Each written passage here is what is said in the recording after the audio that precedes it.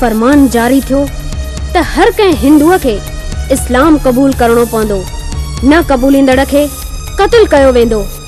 सभु सिंधी हिंदू सिंधुअ किनारे गॾु थी वरण देव खे ॿाॾाइण लॻा।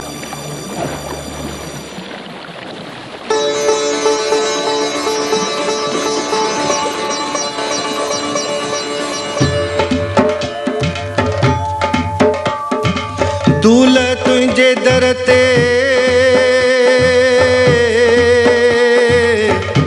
ओ आहे छुहारनि जो बाग, वेठो आहीं त सॾु ॾे, जे सुम्हियो आहीं त जाग, हाणे ॾे संगत खे लाग,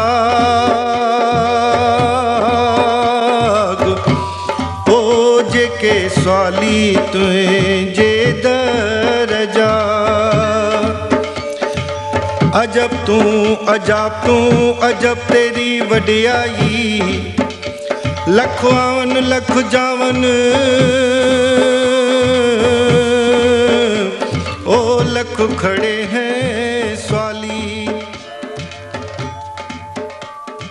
न कपड़े लटे जी समक, न उञ बुख जी चिंता, बस आराधना ऐं उपासना लगातार 40 ॾींहं जारी हुई।